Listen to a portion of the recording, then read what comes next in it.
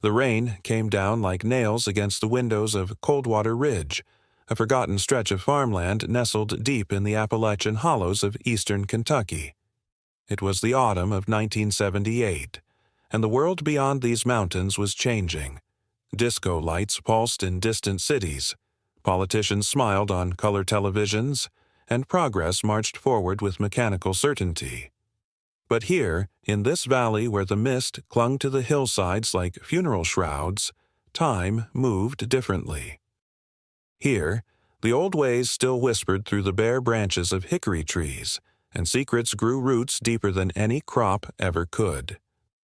The town itself, if you could call it that, consisted of no more than 200 souls scattered across 15 miles of winding dirt roads and timber frame houses that sagged under the weight of generations.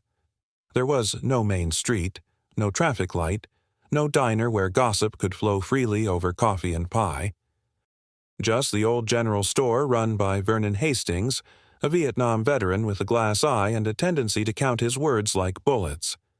The nearest sheriff's station was 43 miles away, accessible only by a single-lane road that flooded every spring and froze solid every winter. This was a place where people solved their own problems, buried their own mistakes, and kept their mouths shut about what happened behind closed doors. The Coldwater Community Church sat on a hill overlooking the valley, its white paint peeling like dead skin, its bells silent for more Sundays than anyone cared to count.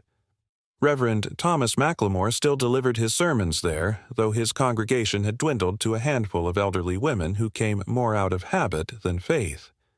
The Reverend himself was a thin, stooped man in his late 60s, with liver-spotted hands that trembled when he turned the pages of his Bible. His voice had once thundered with conviction, but now it barely rose above a whisper, as if he'd lost faith not in God, but in the goodness of the people who claimed to serve him. It was Reverend McLemore who first noticed something wasn't right about the Carver house. The property sat at the dead end of Whiskey Creek Road, a 2-story farmhouse with a sagging front porch and windows that reflected nothing but darkness, even in broad daylight. The house had stood empty for nearly 3 years following the death of Martha Carver, a bitter woman who'd lived alone after her husband disappeared one winter night in 1962. Local children claimed the house was haunted. They spoke of shadows moving behind those black windows, of crying that echoed through the woods on moonless nights, of a smell like spoiled meat that hung in the air whenever you passed too close to the property line. But in late September of 1978, smoke began rising from the chimney again. Nobody had seen anyone move in. Vernon Hastings hadn't sold any supplies to new residents. The county records showed no transfer of ownership. Yet there it was, thin gray smoke curling up into the overcast sky, day after day, proof that someone was living in that house of whispers and rot. Reverend McLemore mentioned it to Ethel Porter, one of his faithful congregants, after Sunday service on October 1st. Ethel was a squat woman with steel-gray hair pulled back so tight it gave her a permanent expression of surprise. She'd lived in Coldwater Ridge for all of her 72 years and prided herself on knowing everyone's business. "Someone's taken up in the old Carver place," the Reverend said quietly as Ethel buttoned her coat against the autumn chill. Ethel's eyes narrowed. "That's so. Didn't hear nothing about it." "Neither did I. But I drove past there yesterday evening, and I saw lamplight in the upstairs window, and there was a woman on the porch." "A woman? What did she look like?" The Reverend paused, his watery blue eyes distant with recollection. "Couldn't see her face clearly, but she was young, maybe 30, 35, wearing a long dress, something old-fashioned, dark hair down past her shoulders. She was just standing there, staring out at the road. When she saw my truck, she went inside. Moved quick, like she didn't want to be seen." Ethel made a disapproving sound in her throat. "Young woman living alone in that place? Nothing good can come of it. That house has got a bad history, Reverend. You know what they say about Martha Carver?" "I know the rumors, Ethel. They ain't just rumors. My cousin Loretta used to clean for Martha before she passed. Said she saw things in that house that weren't natural. Said Martha used to talk to empty rooms like someone was there. And when Harold Carver disappeared, we don't know what happened to Harold. We know he never came back, and we know Martha changed after he was gone, got mean, got strange. Some folks said she practiced things up in that house, dark things. The Reverend didn't respond. He'd heard the stories, everyone had, but he was a man of God, or at least he tried to be, and he didn't put much stock in superstition. Still, there was something about that house that made him uneasy. Something about the way that woman had stared at him from the porch, her face hidden in shadow, her stillness unnatural. Over the next 2 weeks, more people reported seeing the mysterious woman. Bobby Jean Willis, a logger who worked the timber tracks up near the ridge, claimed he'd seen her walking along Whiskey Creek Road in the middle of the night, wearing that same long dress, her bare feet making no sound on the gravel. When he'd slowed his truck to offer her a ride, she'd turned to look at him, and he swore her eyes reflected the headlights like an animal's eyes, gleaming gold and empty. "I hit the gas and got the hell out of there," Bobby Jean told anyone who'd listen at Vernon's store. "That wasn't no normal woman. I'm telling you, something ain't right about her." Then there was Alice Murphy, who lived about a quarter-mile down from the Carver place with her husband Frank and their 2 young boys. Alice was a practical woman, not given to flights of fancy or gossip. But on October 15th, she came into the store with her youngest boy, Timothy, who was 4 years old and usually full of energy. That day, the child was pale and quiet, clinging to his mother's leg like he'd seen something that frightened him deep down in his bones. "What's wrong with Timothy?" Vernon asked as Alice counted out change for milk and bread. Alice glanced down at her son, then back at Vernon. Her voice dropped to a whisper. "He was playing in the yard this morning, out by the tree line. When I called him in for lunch, he didn't answer. I went out to get him, and he was just standing there, staring through the trees toward the Carver place. Wouldn't move, wouldn't speak. I had to practically carry him inside. He see something? He won't say. But when I asked him what he was looking at, he said—" Alice paused, her hand instinctively moving to touch her son's head. "He said the lady told him to come play with her baby." Vernon's expression didn't change, but his good eye fixed on the child with sudden intensity. "What lady?" "The lady in the old house. He described her exactly. Dark hair, long dress, said she was holding a baby wrapped in a white blanket. Said the baby was crying, and the lady wanted Timothy to come help make it stop crying." A cold silence settled over the store. Vernon looked at the boy, who was staring at the floor, his small hands gripping his mother's coat. "You tell Frank about this?" Vernon asked. "I told him. He's going to take his rifle and walk the property line tonight. Make sure nobody's trespassing or trying to lure the children." Vernon nodded slowly. "You do that. And Alice, keep those boys inside after dark. Don't let them near those woods." Alice left quickly after that, pulling Timothy close as they hurried to their truck. That night, Frank Murphy did walk his property line with his hunting rifle loaded and ready. He found nothing. No footprints, no signs of anyone near the tree line, no woman with a baby. But when he aimed his flashlight toward the Carver house, he saw something that made him stop cold. In the upstairs window, barely visible behind yellowed curtains, was the silhouette of a woman. She was swaying gently, back and forth, as if rocking something in her arms.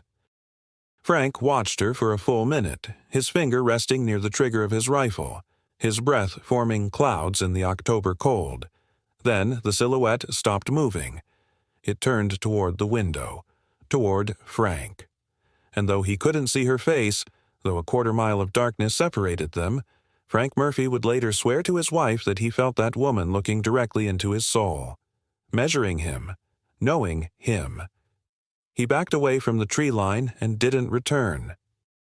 By the end of October, nearly everyone in Coldwater Ridge had heard about the woman in the Carver house, but nobody had actually spoken to her.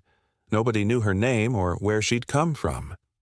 A few of the braver souls, or perhaps the more foolish, had driven up Whiskey Creek Road to the property, but the gate was always closed, and the few times anyone approached the house on foot, they found the doors locked and the windows dark, as if the place were abandoned again.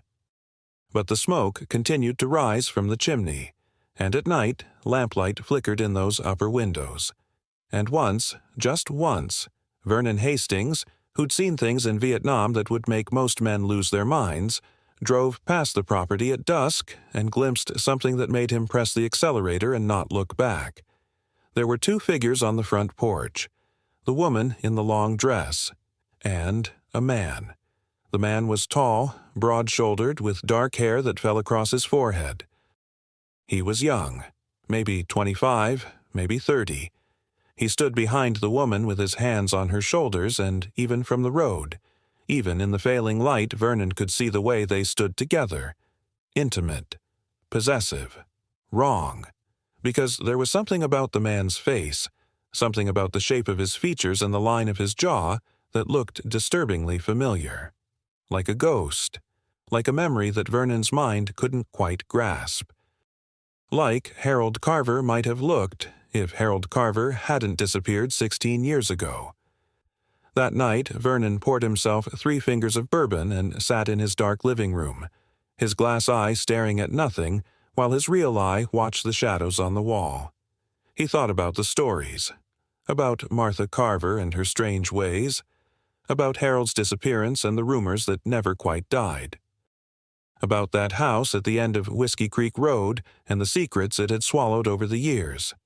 And he thought about the way that young man had stood with his hands on that woman's shoulders, protective and intimate, like a husband might stand with his wife. But there was something else in that gesture, something that made Vernon's skin crawl even now, safe in his own home with a loaded pistol in the drawer beside him. Because when you lived in a place like Coldwater Ridge long enough, you learned to recognize the signs. You learned to read the silence between words and see the shadows that moved just beyond the edge of lamplight. You learned that some secrets were kept not because they were valuable, but because they were poison. And whatever secret was living in the Carver house, whatever unholy thing had taken root there in the darkness, was about to bloom. The first snow came early that year, dusting the ridges white on November 3rd, and on November 4th, Reverend Thomas McLemore received a visitor. She came to the church just after dawn, when the mist still hung thick in the valley and the world was wrapped in gray silence. The Reverend was in his small office behind the pulpit preparing his sermon for Sunday when he heard the door creak open. "Hello," he called out, his voice echoing in the empty church. Footsteps on the wooden floor. Slow. Deliberate. The Reverend stood and walked to the doorway of his office, and there she was. The woman from the Carver house. She stood in the center aisle, her long, dark hair hanging loose around her pale face, her old-fashioned dress buttoned high at the throat. She was beautiful in a way that seemed almost anachronistic, like a photograph from another era come to life. Her eyes were dark, so dark they seemed black in the dim light of the church, and when she looked at the Reverend, he felt something cold slide down his spine. "Can I help you?" he managed to ask. The woman smiled. It was not a warm smile. "I need to confess," she said softly. Her voice was like honey poured over broken glass, sweet and dangerous. "Confess?" The Reverend hesitated. "I'm not Catholic. I don't hear confession." "Then just listen," she said, taking a step closer. "Because what I have to tell you, you're going to want to hear." And as the November wind howled outside and the first real snow began to fall on Coldwater Ridge, the woman who lived in the house at the end of Whiskey Creek Road began to speak. Reverend Thomas McLemore had heard confessions before, though not in the formal Catholic sense. Over his 40 years of ministry, people had come to him with their burdens, affairs, thefts, violence born of desperation or drink. He'd listened to widows admit they were relieved their husbands were dead, He'd heard men confess to beating their children. He'd sat across from teenage girls who whispered about pregnancies and the things they'd done to hide them. But nothing had ever prepared him for what the woman in the long dress was about to tell him. She sat in the front pew now, her hands folded in her lap with an unnatural stillness, as if she were a porcelain doll arranged by careful hands. The Reverend sat beside her, maintaining a respectful distance, though every instinct in his body told him to run. The church was cold. The old furnace barely worked anymore, and their breath formed small clouds in the air between them. "What's your name?" the Reverend asked gently, trying to establish some normalcy, some human connection. The woman was silent for a long moment, staring at the simple wooden cross that hung above the altar. When she finally spoke, her voice was distant, as if she were speaking from the bottom of a well. "My name is Eleanor Carver, though I haven't used that name in a very long time." The Reverend's blood went cold. "Carver? You're related to Martha?" "Martha was my mother-in-law," Eleanor said, her dark eyes still fixed on the cross. "I married her son, Harold, in the summer of 1961. I was 19 years old. He was 23. We were very much in love, Reverend. Or, at least, I thought we were." The Reverend's mind raced. Harold Carver had disappeared in 1962, 16 years ago. This woman looked no older than 35. The mathematics didn't add up, but he remained quiet, letting her continue. "Martha never liked me," Eleanor went on, a bitter smile playing at the corners of her mouth. "She was a hard woman, cold as January frost. She'd raised Harold alone after his father died in the coal mines when Harold was just a boy. She'd poured everything into that child, her love, her fear, her obsession. And when Harold brought me home, when he told her we were getting married, something in Martha broke." Eleanor's hands tightened in her lap, her knuckles going white. "She told me I wasn't good enough for her son.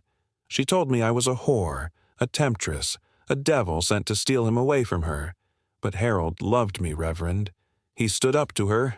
He told her we were getting married with or without her blessing.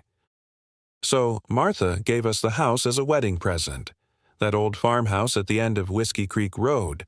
But it wasn't really a gift. It was a cage." Outside, the wind picked up, rattling the old church windows. Snow was falling harder now, erasing the world in white.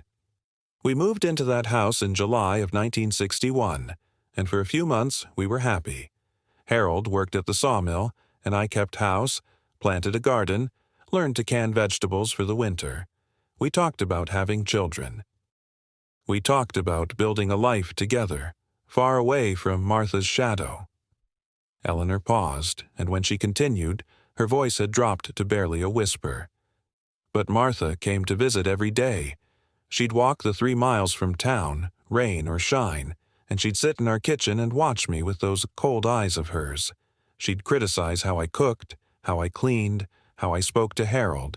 She'd tell him I was lazy, that I was spending his money foolishly, that I was trying to turn him against her. And slowly, Reverend, Harold began to change." "Change how?" the Reverend asked, though he wasn't sure he wanted to know. "He became distant, cold. He started questioning everything I did. He'd come home from work, and instead of kissing me, he'd inspect the house, looking for things I'd done wrong. He stopped touching me, stopped sleeping in our bed, and when I tried to talk to him about it, he'd look at me like I was a stranger. Like he couldn't quite remember why he'd married me in the first place." Eleanor's eyes finally left the cross and turned to the Reverend. In the gray light filtering through the dusty windows, her face looked gaunt, haunted.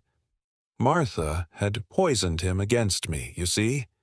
But it was more than that. She'd been putting something in his food when she cooked for him. Herbs from the woods, roots she dug up in the dead of night, powders she mixed in the basement of her house. I found her journal later, after everything happened. Pages and pages of recipes and incantations, all designed to bind Harold to her, to make him forget his love for me, to make him her son and only her son, forever." The Reverend felt his mouth go dry. He wanted to dismiss this as madness, as the delusions of a disturbed woman. But there was something in Eleanor's voice, a flat, factual tone, that made her words feel true. In December of 1961, I realized I was pregnant. The Reverend inhaled sharply. I was terrified to tell Harold. He'd become so strange by then, so distant.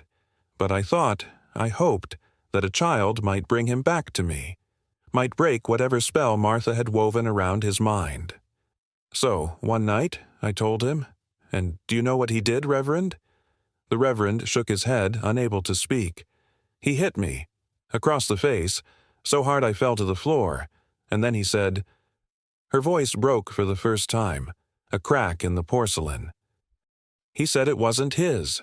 He said I'd been unfaithful. He said Martha had warned him this would happen, that I was a whore, that I'd trapped him with another man's bastard. Eleanor's hands moved to her stomach, an unconscious gesture of protection over something long gone. I ran. I ran out into the December night in just my nightgown, ran through the woods until I couldn't run anymore. I collapsed in the snow about 2 miles from the house. I should have died there, Reverend. Part of me wishes I had. But someone found you? Martha found me. Eleanor's laugh was hollow, terrible. She'd followed me into the woods. She stood over me in the snow, looking down at me like I was something she'd scraped off her shoe. And she told me the truth. She told me everything. The Reverend waited, his heart hammering in his chest. She told me she'd been dosing Harold with more than just herbs. She'd been giving him something to make him forget. Forget our wedding night. Forget every intimate moment we'd shared. In his mind, influenced by her poisons and her whispers, he'd never consummated our marriage. She'd stolen those memories from him, replaced them with suspicion and doubt. The child I carried was his, but she'd made him believe it was impossible. Eleanor stood abruptly, walking to the altar, her footsteps echoing in the empty church. Martha dragged me back to the house. She locked me in the basement, and over the next 9 months she kept me there. She fed me just enough to keep the baby healthy. She gave me water and blankets and a bucket for my waist, and she told me, every single day, that when the baby was born, she was going to take it. She was going to raise it as her own. She was going to give Harold the child he deserved, a child untainted by me. The Reverend stood as well, moving toward Eleanor but stopping several feet away. Eleanor. What happened to Harold? Where is he? Eleanor turned to face him, and in that moment, with the gray light behind her and shadows pooling in her eyes, she looked like something that had crawled up from the grave. I gave birth in that basement on September 17th, 1962. It was a boy. I held him for maybe 10 minutes before Martha took him from my arms. She wrapped him in a white blanket and carried him upstairs. And I heard her telling Harold that she'd found an abandoned baby on the church steps, that God had sent them this child because I had lost ours. She'd told Harold I'd miscarried weeks earlier. That lying, wicked woman.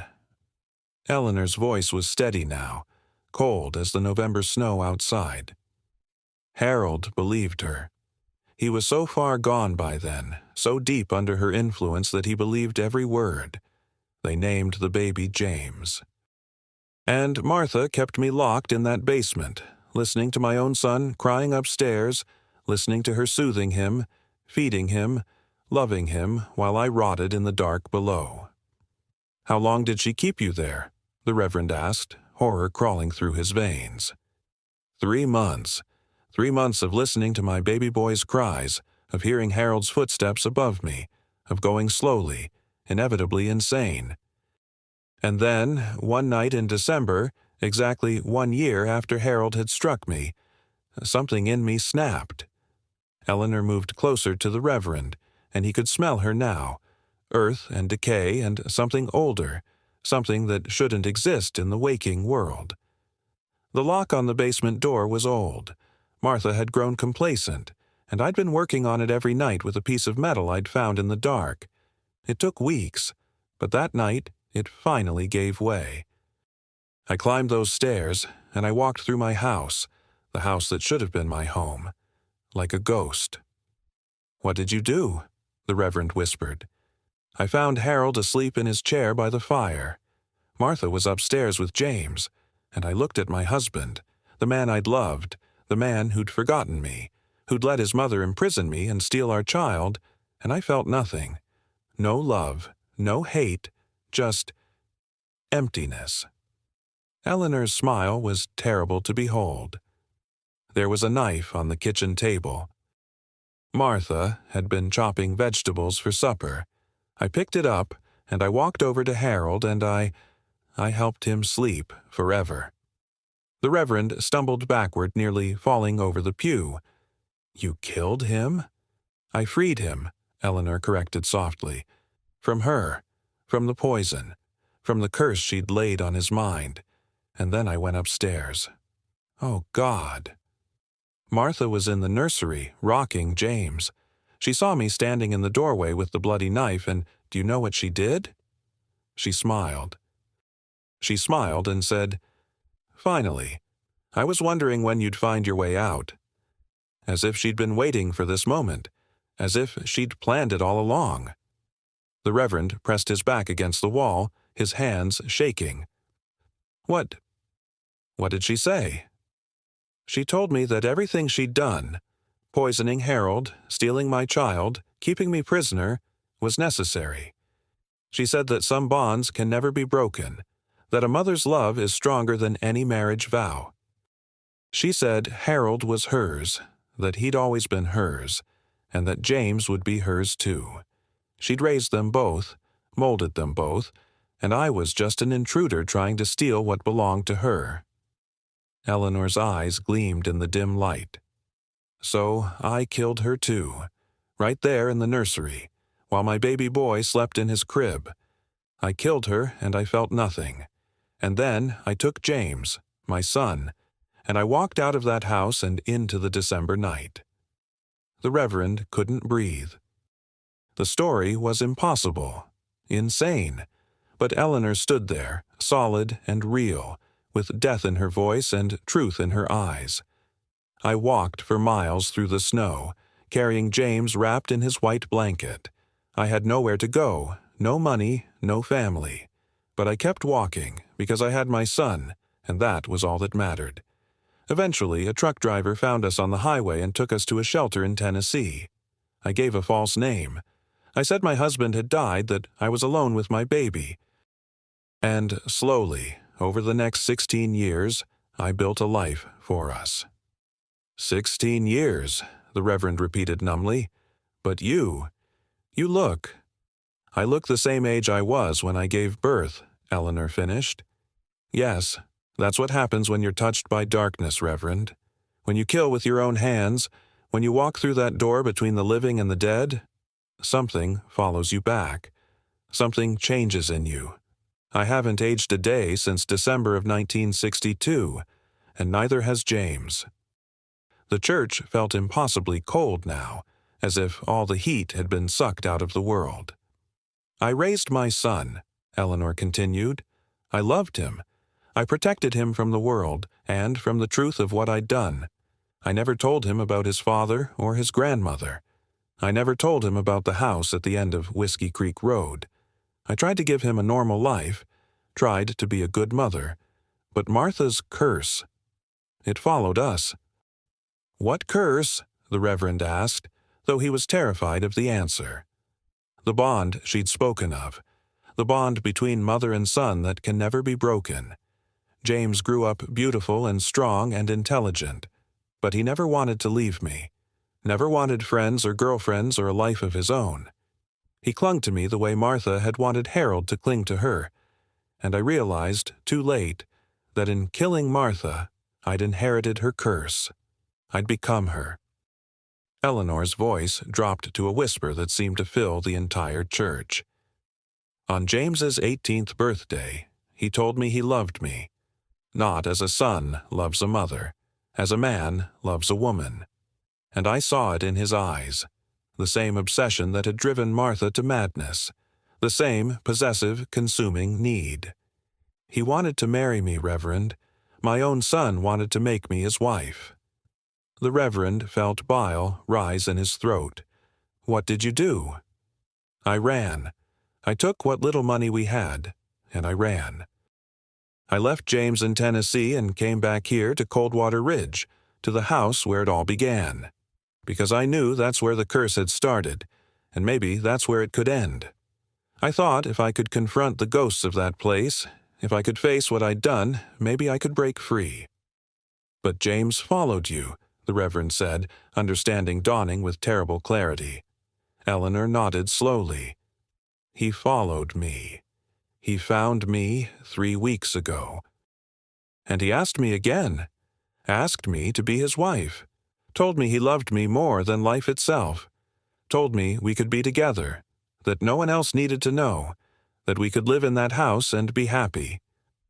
And you said—" Eleanor turned away, her dark hair falling across her face like a veil.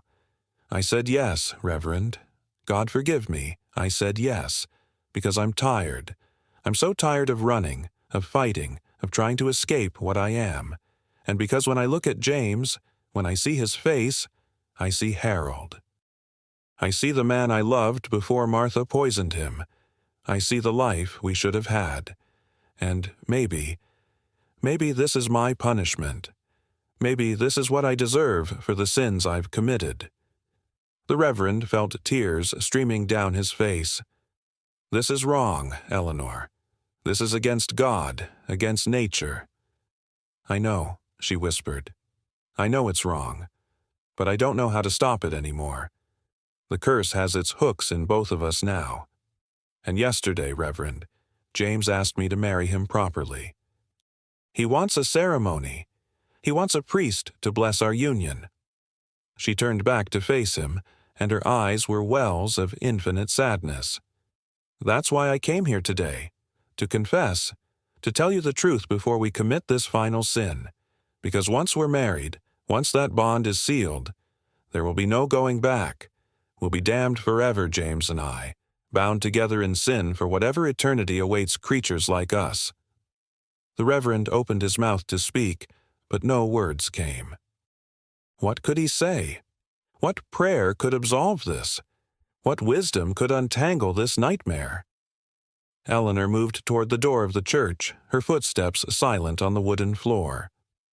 "I won't ask you to marry us, Reverend.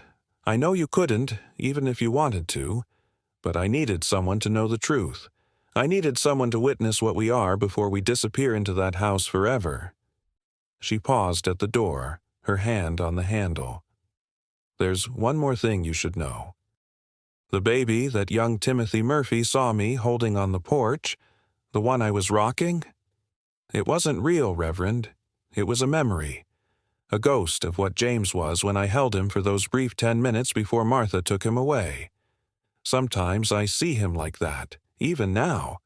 My baby boy, innocent and pure, before the darkness claimed us both." Eleanor opened the door, letting in a gust of wind and snow that made the candles on the altar flicker and nearly die. "If you pray, Reverend, pray for James. He didn't ask for this.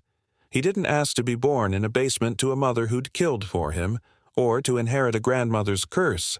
He's a victim in this, too. We both are." And then she was gone, disappearing into the white morning like a shadow dissolving in light. Reverend Thomas McLemore stood alone in his church for a long time after that, staring at the cross above the altar and wondering if God was still listening. Wondering if God had ever been listening at all in this forgotten valley where sin grew like weeds and darkness wore human faces. He thought about going to the sheriff, about telling someone in authority what Eleanor had confessed. But who would believe him? And what crime could they prove after 16 years? The bodies of Harold and Martha had never been found. Everyone assumed Harold had simply left and Martha had died alone in her house years later. But the Reverend knew the truth now. He knew what lay beneath that farmhouse at the end of Whiskey Creek Road. And he knew that in 3 days, on November 7th, something unholy was going to happen there. Because Eleanor was wrong about one thing. They didn't need a priest to marry them. They didn't need anyone's blessing. They just needed each other, and the darkness that bound them, and the house that had swallowed so many secrets already. As the Reverend finally left the church and stepped out into the snow, he looked toward the eastern ridge where Whiskey Creek Road wound its way into the hills.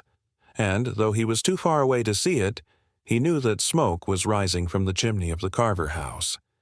And inside that house, a mother and son were preparing for their wedding day. 3 days passed like a funeral procession. Reverend Thomas McLemore tried to go about his duties, visiting the sick, preparing his Sunday sermon, maintaining the crumbling church that served as his only purpose in this world. But Eleanor's confession haunted him like a fever dream, infecting every thought, poisoning every prayer. He couldn't eat, couldn't sleep. When he closed his eyes, he saw her face in the gray light of the church, heard her voice confessing sins that should never have been spoken aloud. On November 6th, the day before what Eleanor had called their wedding day, the Reverend made a decision that would alter the course of everything that followed. He was going to the Carver house. Not to stop them, he knew he couldn't. Not to save them, he knew they were beyond salvation, but to witness. Because Eleanor had been right about one thing. Someone needed to see what they had become. Someone needed to carry the truth of their damnation out of that house, even if that truth could never be spoken. He told no one of his plans. Not Ethel Porter, who would have tried to stop him. Not Vernon Hastings, who would have loaded his rifle and insisted on coming along. This was something the Reverend had to face alone, as a man of God confronting the ultimate failure of his faith. As dusk settled over Coldwater Ridge on November 6th, the Reverend climbed into his old pickup truck and began the drive up Whiskey Creek Road. The temperature had dropped below freezing, and ice glittered on the bare branches of trees like broken glass. The sky was the color of bruised flesh, purple and gray and streaked with dying light. The road grew narrower as he climbed higher into the hills, the forest pressing in on both sides like walls of a corridor leading to hell. The Reverend's hands trembled on the steering wheel, his breath coming in short, sharp gasps that fogged the windshield. Every instinct screamed at him to turn back, to leave this cursed place to its cursed inhabitants. But he drove on. The Carver house emerged from the twilight like a tombstone. It sat at the end of the road exactly as he remembered it, a 2-story farmhouse with peeling white paint and windows that reflected nothing but darkness. But now, lamplight glowed in those windows, warm and golden, and smoke rose from the chimney in a thin, steady column. It looked almost welcoming, almost normal, which somehow made it more terrifying. The Reverend parked his truck at the rusted gate and sat for a long moment, gathering what remained of his courage. Then he stepped out into the freezing air and walked up the gravel path to the front porch. The wooden steps creaked under his weight. He raised his hand to knock on the door, but before his knuckles could touch the wood, the door swung open. Eleanor stood in the doorway, backlit by the warm glow from inside. She wore a white dress, not a wedding gown exactly, but something old and simple, with long sleeves and a high collar. Her dark hair was pulled back from her face, revealing the pale beauty that hadn't aged in 16 years. She looked like a bride from another century, a ghost dressed for her own funeral. "Reverend McLemore," she said softly, "I knew you'd come." "I had to," he replied, his voice barely audible. "I had to see." Eleanor stepped aside, gesturing for him to enter. "Then come in. Bear witness to what we are." The Reverend crossed the threshold, and the warmth of the house enveloped him like a shroud. Inside, the farmhouse was surprisingly well kept.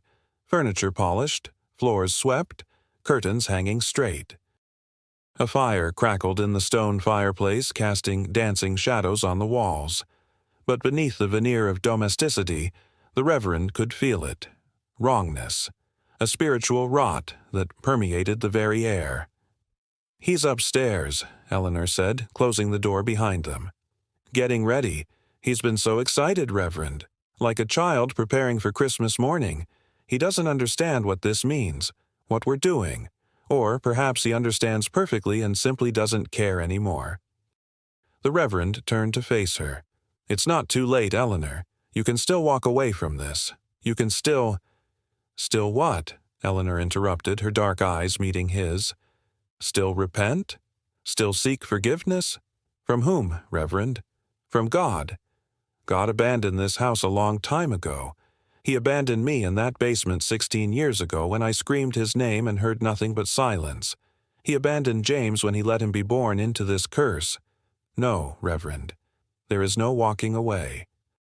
There's only forward, into whatever darkness awaits us." Footsteps on the stairs drew their attention. The Reverend turned and saw him for the first time. James Carver descended the staircase with the easy grace of youth, and the Reverend's breath caught in his throat. The young man was perhaps 24 or 25 years old, tall and broad-shouldered, with dark hair that fell across his forehead and eyes the same deep brown as his mother's. He wore simple clothes, dark trousers and a white shirt, but there was something about him that commanded attention, a charisma, a magnetic pull. And God help him, the Reverend could see it, the resemblance to Harold Carver. James was the image of his father, as if Harold had been resurrected and given a second chance at youth. No wonder Eleanor had weakened. No wonder she'd said yes. Looking at James was like looking at the ghost of the man she'd loved, before Martha's poison had destroyed him. "You must be the Reverend," James said, his voice warm and friendly. He extended his hand as he reached the bottom of the stairs. "Mother told me you might come. I'm glad you're here. We don't have many guests." The Reverend shook his hand automatically and felt ice run through his veins. James's grip was strong and confident, and his smile was genuine. But his eyes were empty. Not evil, not cruel, but vacant, as if something essential was missing, some spark that made a person fully human. "James," the Reverend managed, "your mother. Eleanor has told me about your situation." "Has she?" James glanced at Eleanor with something like amusement. "Did she tell you how much I love her? How I've always loved her, even before I understood what love meant? She's been everything to me, Reverend. Mother, protector, friend. And now, finally, she'll be my wife." The casual way he spoke those words, the complete absence of shame or awareness of their wrongness, made the Reverend's stomach turn. "James, what you're proposing, it's against the laws of God and man. It's love," James interrupted simply. "That's all it is. Pure, honest love. I don't understand why the world would condemn that. I don't understand why God would create this feeling in my heart if he didn't mean for me to act on it." Eleanor moved to James's side, and he immediately put his arm around her waist with comfortable familiarity. They stood together like any couple might, intimate, connected, wrong. "We're not asking for your blessing, Reverend," Eleanor said quietly. "We're not asking for anything. I invited you here because you deserve to know the end of this story. You heard my confession.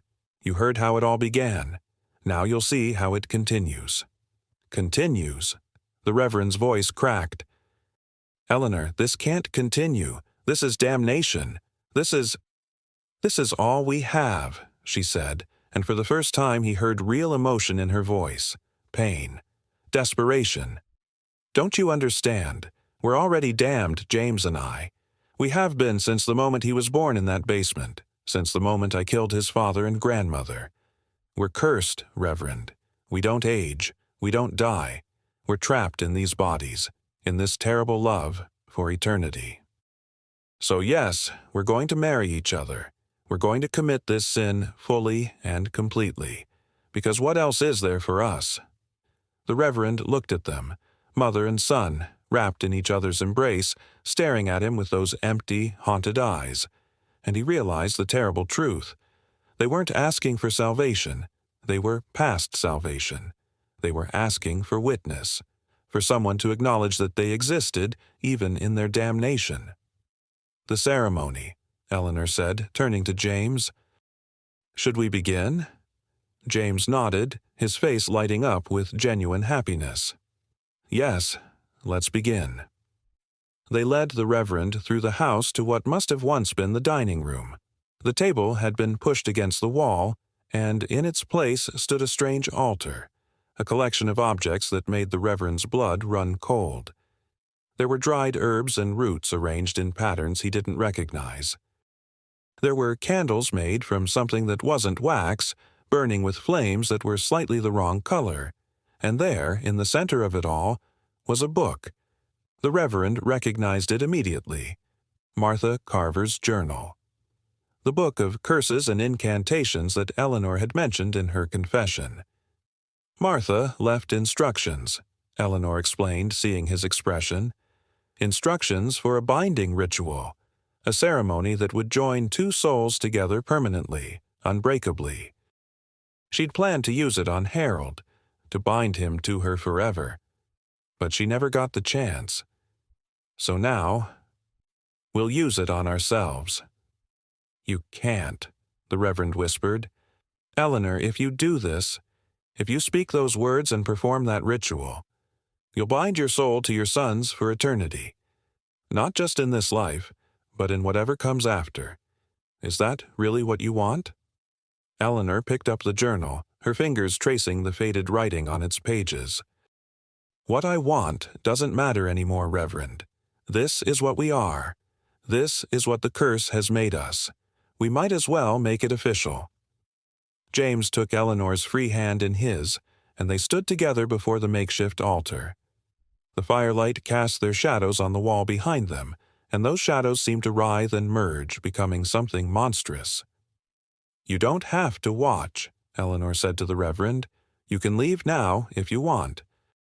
Tell people what you saw, or don't tell them. It doesn't matter, but if you stay, if you witness this, there's no unknowing it, no unseeing it. You'll carry this darkness with you for the rest of your life. The Reverend stood frozen, caught between the instinct to flee and the terrible need to see this through to its conclusion. He thought of all the prayers he'd spoken, all the sermons he'd preached about God's mercy and the power of redemption. And he thought about how hollow those words seemed now, in this house where love had been twisted into something obscene. I'll stay, he heard himself say. God forgive me, I'll stay. Eleanor nodded slowly, as if she'd expected nothing less. Then she opened Martha's journal and began to read. The words that came from her mouth were not English, or at least not any English the Reverend recognized. They were older, darker, syllables that seemed to scrape against the air itself. As she spoke, the temperature in the room dropped sharply. The flames of the candles bent sideways as if pushed by an invisible wind, and the Reverend felt something entering the room, something ancient and hungry and utterly devoid of mercy. James responded to Eleanor's words with his own recitation, reading from a page she held open for him.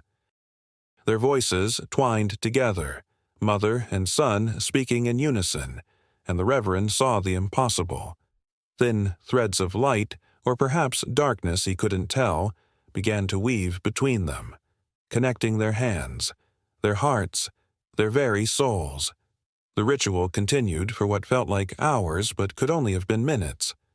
Eleanor and James spoke the binding words, and with each syllable the threads between them grew thicker, more solid. The Reverend watched in horror as the curse Martha had created, the obsessive love she'd tried to forge, finally completed itself. Not between Martha and Harold as she'd intended, but between Eleanor and James, mother and son, bride and groom. When the final words were spoken, the candles flared so bright that the Reverend had to shield his eyes. And then everything went still. Eleanor and James stood before the altar, hands clasped, staring into each other's eyes. And the Reverend saw it. They were bound now. Truly, permanently bound. He could see it in the way they breathed in perfect synchronization, in the way their shadows had merged into a single darkness on the wall, in the way they seemed to occupy the same space, even though they stood separate. It's done, Eleanor whispered. We're married now. In the eyes of whatever dark powers govern this cursed place, we're husband and wife. James smiled, a beautiful, terrible smile, and pulled Eleanor close. He kissed her, and the Reverend had to look away, bile rising in his throat. When he finally forced himself to look back, they were staring at him. "Thank you for bearing witness, Reverend," Eleanor said. "You should go now, before the darkness that lives in this house decides it wants to keep you too." The Reverend didn't need to be told twice. He stumbled toward the door, his legs barely supporting him, his mind reeling with what he'd just witnessed. But as he reached the threshold, James's voice stopped him. "Reverend, one more thing." The Reverend turned against his better judgment.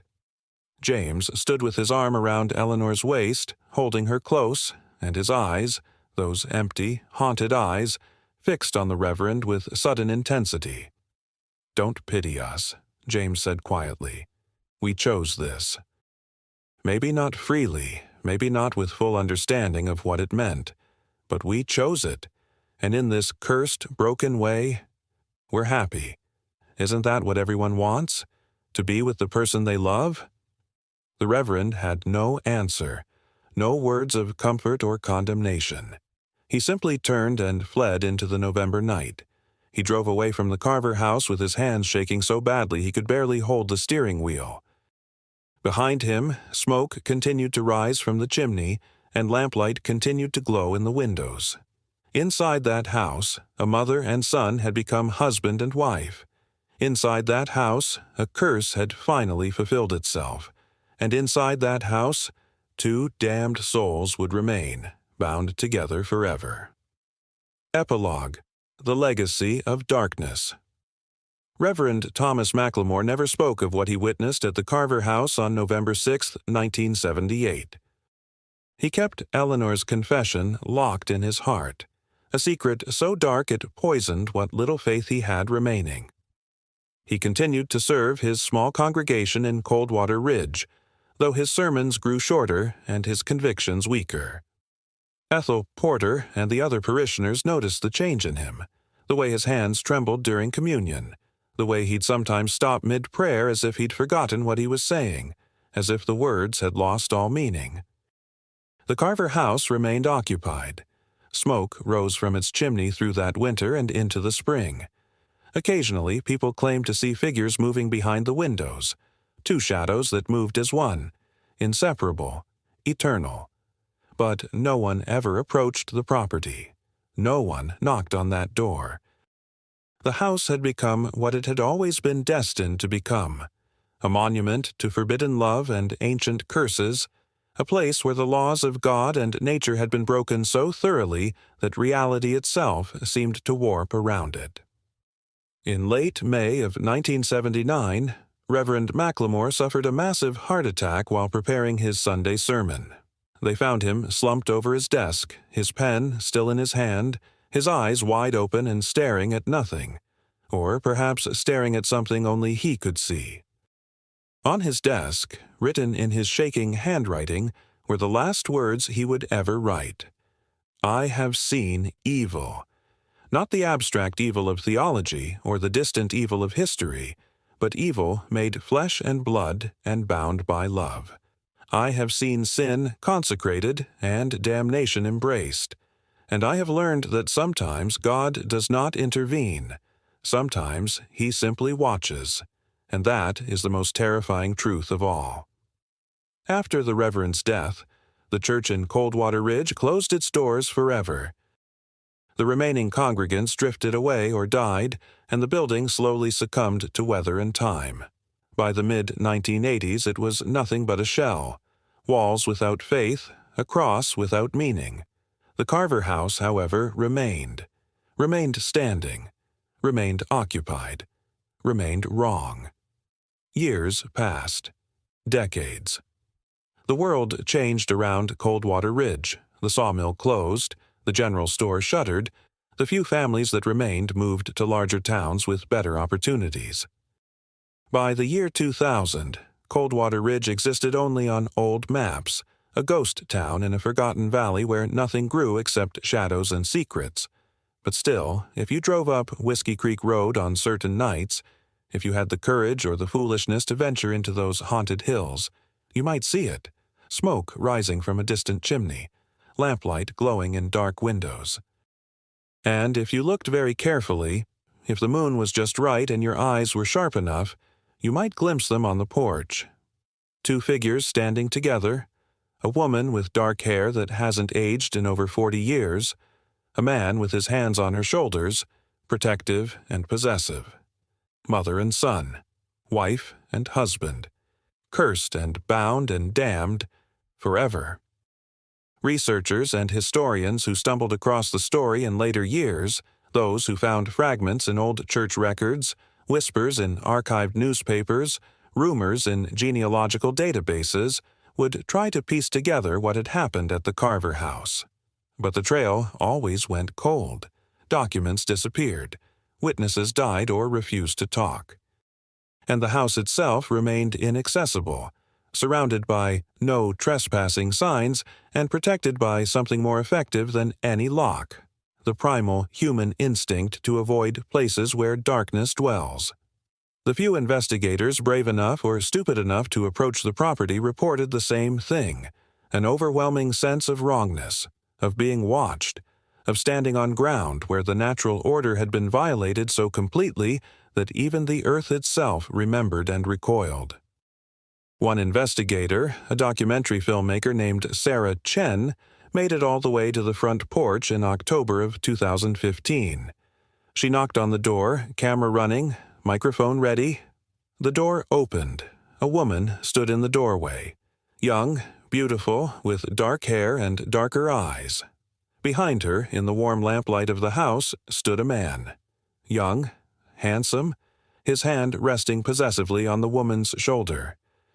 "Can I help you?" the woman asked, her voice soft and polite. Sarah Chen opened her mouth to explain why she'd come, to ask if she could interview them about the house's history. But before she could speak, she looked into the woman's eyes, really looked, and saw what lurked beneath the beautiful exterior. Emptiness, hunger, a darkness so complete it had its own gravity. Sarah Chen ran down the porch steps, down the gravel path into her car, and away. She never came back to Coldwater Ridge. She never finished her documentary. And when people asked her about it, about what she'd seen at the Carver house, she would simply shake her head and change the subject. Some doors, once opened, can never be fully closed.